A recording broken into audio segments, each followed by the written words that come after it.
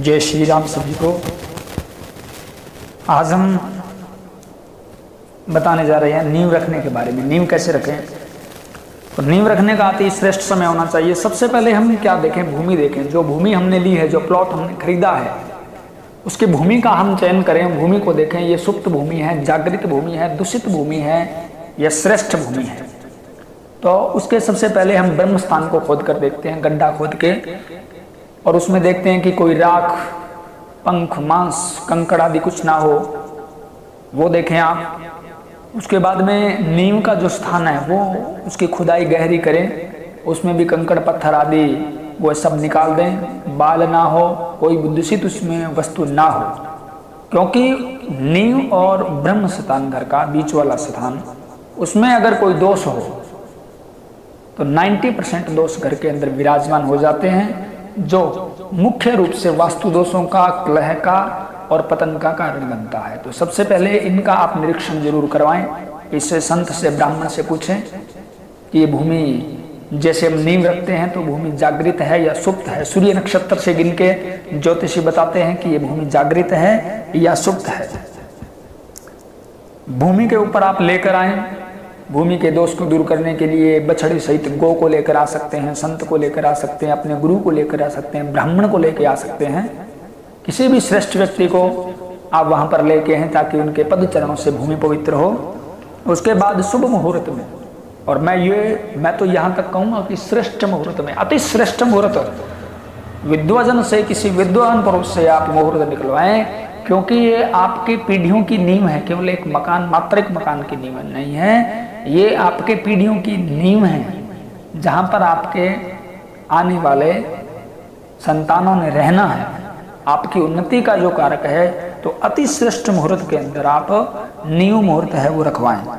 कुछ लोग जल्दबाजी में रख लेते हैं, जिनका परिणाम बाद में बहुत भयंकर होता है। क्योंकि नींव रखने के बाद में उस नींव को उखाड़ा नहीं जा सकता, हम बदल नहीं सकते बाद में कभी।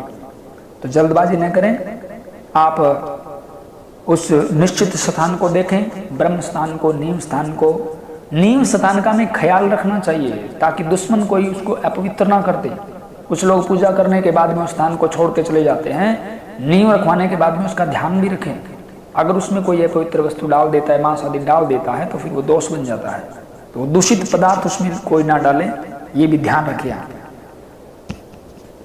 क्योंकि नींव और ब्रह्म स्थान अगर पवित्र है तो 90% जो दोष हैं वो समाप्त हो जाते हैं वास्तु के।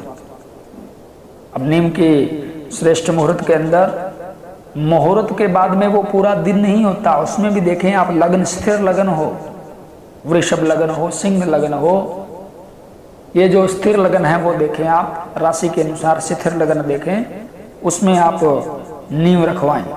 राशि अनुसार मकान का मुंह है, नींव रखने की दिशा, ये सब अलग अलग होते हैं।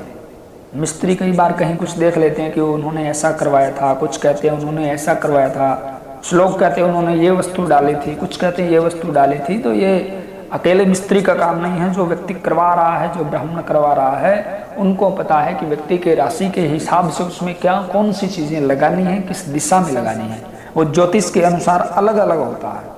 तो इसका ध्यान रखें। नींव जब आप रखें तो उनको, ईंटों को कच्ची लस्सी से या कच्ची लस्सी दूध से आप 5 ईंटें या 11 ईंटें उनको धो लें, उनकी पूजा करें, उनके मौलिक तिलक कर दें।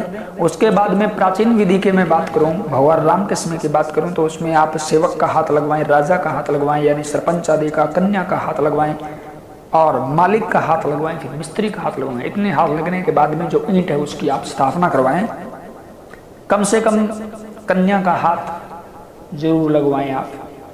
बाकी हो सके तो जो मैंने बताया उनके हाथ भी आप लगवा सकते हैं कर्म वाइज। अंत में मिस्त्री को आप पकड़ाएं ईंट, और वो धीरे धीरे उनको लगाता जाए। उससे पहले, ईंट लगाने से पहले आप भूमि पूजन करवाएं, थोड़ा सा गड्ढा खोद करके, और एक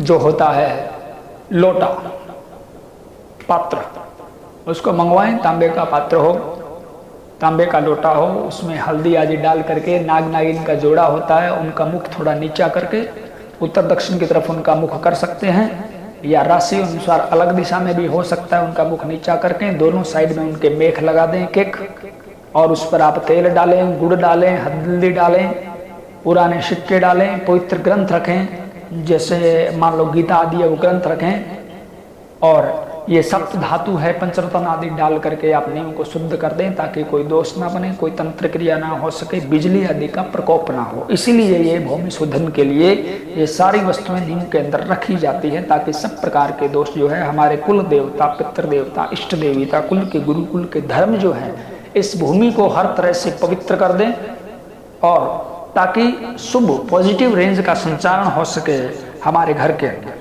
तो इस प्रकार ये सारी चीजें रखने के बाद में आप वास्तु का पूजन कराएं, क्षेत्रपाल का पूजन कराएं, भूमि पूजन करवाएं, नागदेव का पूजन करें, पंचलोकपाल का पूजन करें, 10 दिक्पाल का पूजन करें, भैरव पूजन करें। क्रमानुसार जो है ये पूजन करवा करके और अपने कुल के देवी देवता, कुल के धर्म जो है, कुल के पितृ आदि को याद करके उनसे क्षमा प्रार्थना करते हुए, उनका आशीर्वाद प्राप्त करते हुए, ब्राह्मण मिस्त्री आदि को संतुष्ट करते हुए और प्रसाद वितरित करते हुए आप भूमि पूजन करें। भूमि पूजन करने के बाद में प्रसाद वितरित करें और इस प्रकार आप शुभ मुहूर्त में, शुभ लगन के अंदर, शुभ हाथों से अति शुद्धता के साथ स्नान आदि करके और ये सारे कर्म आप करवाएं।